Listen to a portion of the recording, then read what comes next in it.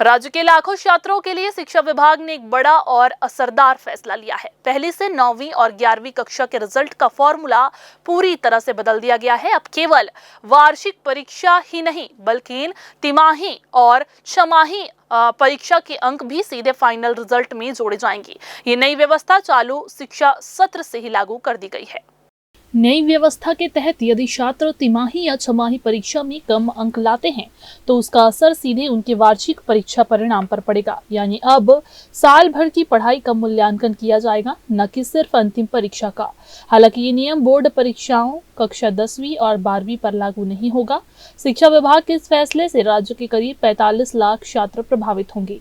शिक्षा विभाग का मानना है कि अब तक कई स्कूलों में तिमाही और छमाही परीक्षाएं केवल औपचारिकता बनकर रह गई थी, लेकिन अब चूंकि इन परीक्षाओं के अंक फाइनल रिजल्ट में जुड़ेंगे, इसलिए छात्रों और शिक्षकों दोनों में गंभीरता बढ़ेगी और पढ़ाई का स्तर भी सुधरेगा।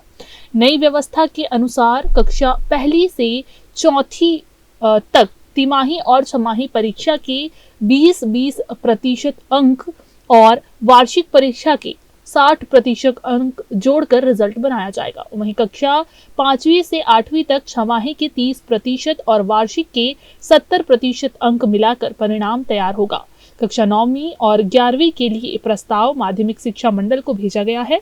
शिक्षा विभाग का ये फैसला छात्रों को साल भर पढ़ाई के लिए प्रेरित करेगा और शिक्षा व्यवस्था को ज्यादा पारदर्शी और मजबूत बनाने की दिशा में एक बड़ा कदम माना जा रहा है। कैमरामैन गोलू कश्यप के साथ भारतेंदु कौशिक की रिपोर्ट।